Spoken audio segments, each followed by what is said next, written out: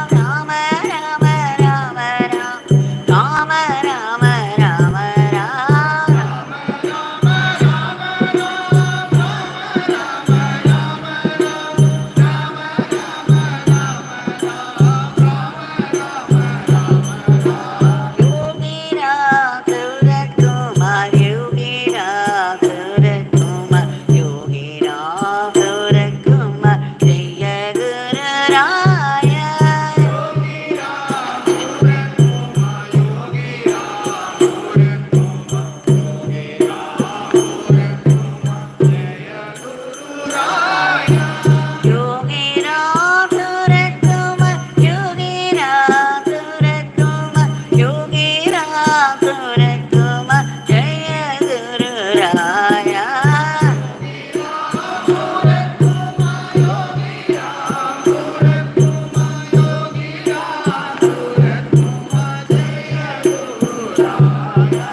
Rama Rama Rama Ram Rama Rama Rama Ram Rama Rama Rama Ram Rama Rama Rama Ram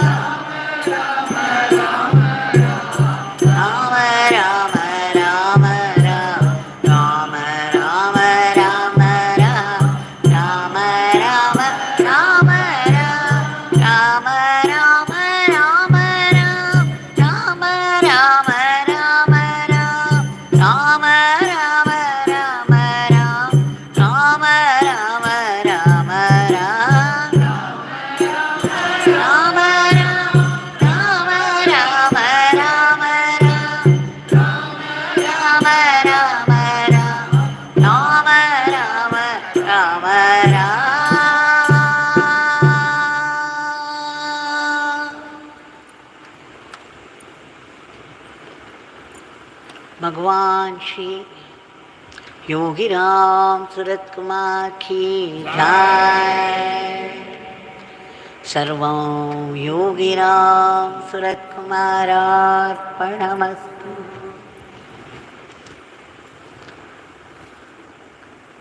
This is Sandhya Kal, evening twilight worship. The time when every effort, be it small or big, will bear enormous fruit. Bhagwan, by his gracious blessing, has made it possible for all of us to gather here and to sing his powerful name in his powerful shrine. In celebration of this grace, with deep, deep gratitude, we have offered the Nama lotuses at the lotus feet of Bhagwan. Today, we shall take up one more teaching of Bhagwan, which we are already familiar with. Bhagwan said quite a few times, this beggar is within you and with you. There need be no anxious search outside. That is, this beggar is within you and with you. What did he mean by that? Bhagwan, Yogi Ram Sarat Kumar, is seated in our heart. There is this Chaitanya within all of us, what we call Chitakash. Chitakash, and within the Chitakash, there is this flame of Jivatma, at the center of which is Paramatma. And this Paramatma is generally a witness consciousness, is the Prajna, Prajnatman. He doesn't participate in the activities of the Jivatma, but he is the center of the Jivatma. And this Jivatma has this identity with the body. This is what we call ahankar, the ego self, the ego atma. Now this ego atma is at work all the time. And what is this ego atma? Identification with the body. I am. Somebody asks you who you are. Immediately you go on to say, I am so and so, I am a male or a female. My name is this, and I speak this language, and I belong to this country and this religion, and so on and so forth. We produce the entire biodata. Now, Bhagwan, within this Jivatma is this Paramatma, the tiny, tiny, tiny spot of that pure consciousness, pure awareness. That's what we call Parabrahman, the Supreme Brahman. Now because of the presence of the Supreme Brahman, this Paramatma, Param means supreme, Atma means self. So Paramatma is the Supreme Self. And because the Supreme Self is right at the center of this ego self, Jivatma,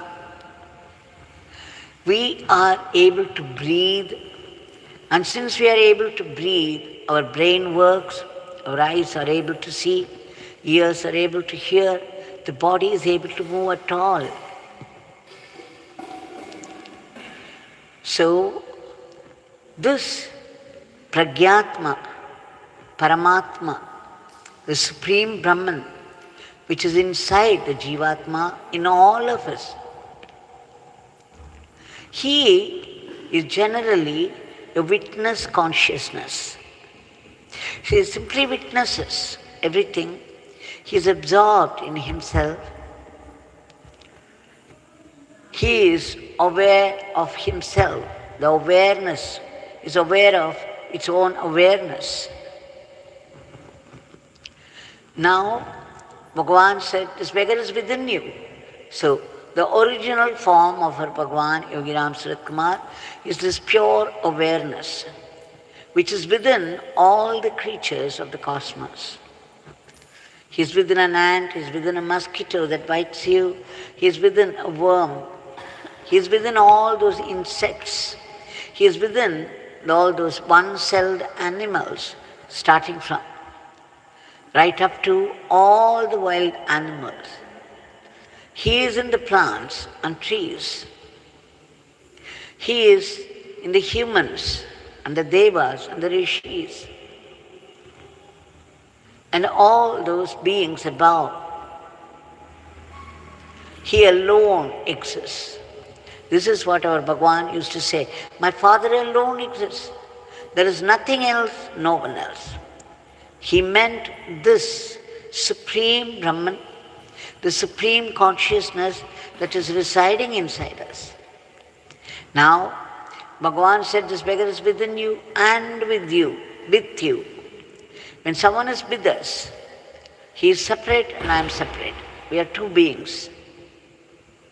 So when Bhagavan said, with you, it means the minute you call out the name Yogiram Surat Kumar, this witness, consciousness, what we call the Supreme Brahman, becomes Yogiram Surat Kumar, the personal God.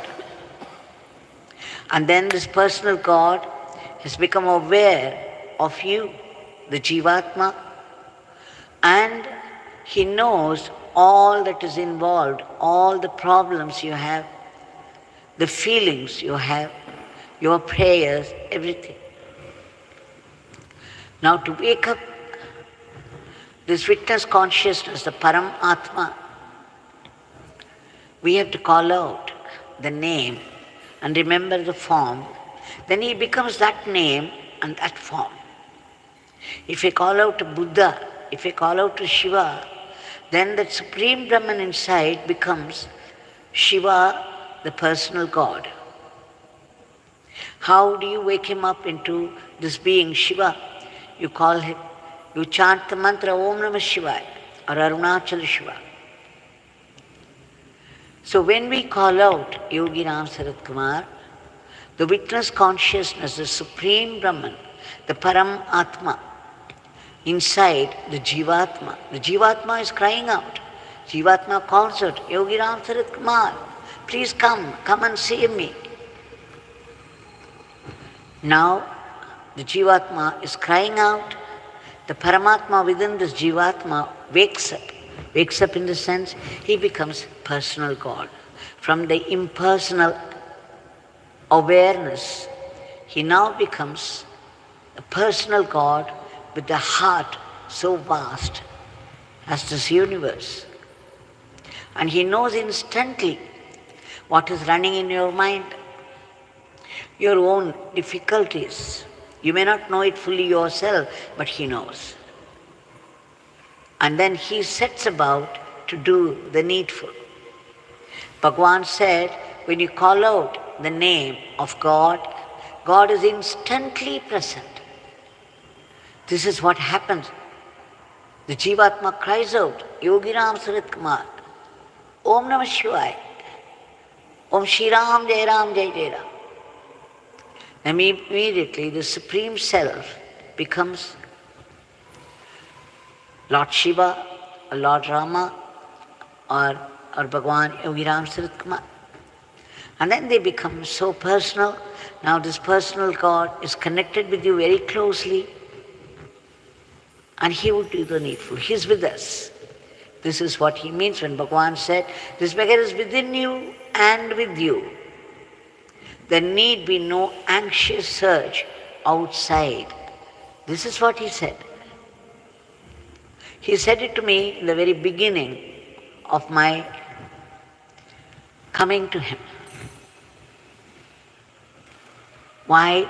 Because the personal God, Yogiram Surat Kumar, you see him here right in front as the Murti. to whom we are doing arati, all that. Now that Murti is in its original form and name, is inside us, is awakened, and he's watching you all the time. He's noting down every detail about you. Do not ever think you are alone. He is watching you wherever you are. And the minute you call out his name, he connects with you very closely, and then he knows what problems you go through. He would immediately set about doing what is needful. In which case, why do we have to go out in search of a God? So Bhagavan said, this beggar is with you and within you. So he's both inside and outside. Outside in the sense he becomes a personal God to whom he can talk, appeal, and be sure that he is hearing you and he will do the needful. So he is with us as his presence. When you call out the name, so when you chant the name, Yogi Ram Surat Kumar, be aware, be sure you are inviting him to be present. At the instant you call out, he is with you, and you continue calling out, he continues to be present. The minute you forget the name, the minute you stop calling out, he becomes once again the witness consciousness. And you may commit mistake. That's why Bhagavan said, remembering the name is remembering God as dharma. Forgetting God is adharma. It's only when we forget God, somehow or the other, our fate would push us into difficulties and we would commit mistakes. We fall prey to this Maya. So as long as we keep calling out, he is present in us as our very intimate, close, loving, personal God, Yogi Ram Surat Kumar. And that's why we should keep on chanting, chanting, chanting. The minute you stop, you know what happens. So, yesterday I was saying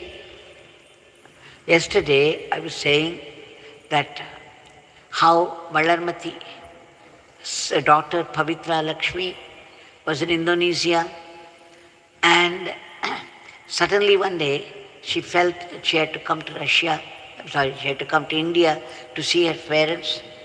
And then she started. She had no idea what pushed her, what gave her this thought.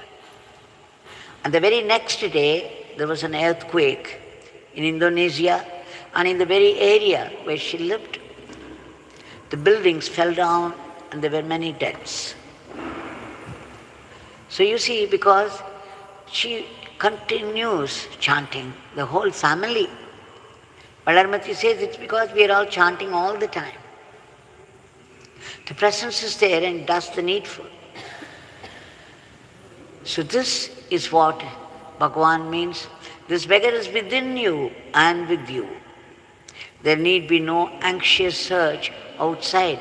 You don't have to go to any place seeking God or relief. You just have to stay put inside by calling out the name, and he is with you, visibly doing all that is necessary for you, help, guidance and protection. We shall now offer our today's prayer at the lotus feet of Bhagavan.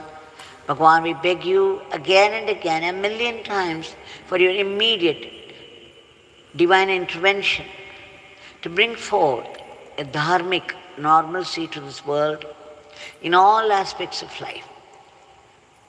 Okay, then what is abnormal in today's world? It's violence. Violence is growing. And there is growing enmity between people and countries and countries. There is already one war going on. You know the consequences of these wars. And then there is this sudden attack of new deadly diseases. And then, as I said, Indonesia, there was a sudden earthquake. The buildings fell down and there were deaths. There is flash flood in certain places, forest fire and whatnot. So they are the violence of nature, which is usually gentle, becomes violent, furious. So these furies of nature and the diseases must come under control of our Bhagwan. So let's beg him to bring in peace, unity, growing friendship and brotherhood, mutual help, harmony where there is disharmony, and order where there is chaos. Bhagwan, only you can do it, and we beg you again and again to uproot all the negativities of the human mind that are responsible for today's violent world.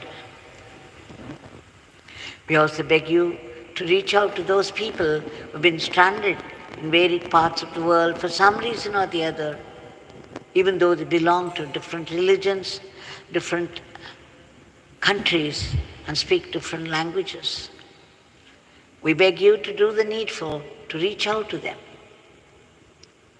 We also beg you to help and protect all those unselfish people who are working very hard for the sake of the others. Protect them from what? From unhealthy reproaches, condemnations, and aspersion. We beg you to promote the economy of the country and the growth in varied fields of activity, which include science, technology, arts, culture, and above all, spirituality. Bhagwan, we beg you to make it possible, and sooner at that than later, for India to become Vishwaguru, the world teacher, to conduct the whole world in the path of Dharma. And we pray to you in all earnestness for continuous, ceaseless chanting of your powerful name, an unbroken remembrance of your leelas and teachings, so that we would be able to digest it, assimilate it, and it would express itself as sattvic actions. We beg you to bless us to be sattvic instruments in your hands, so that we run our everyday life as an offering to you. We don't want to be caught by the temptations of Maya.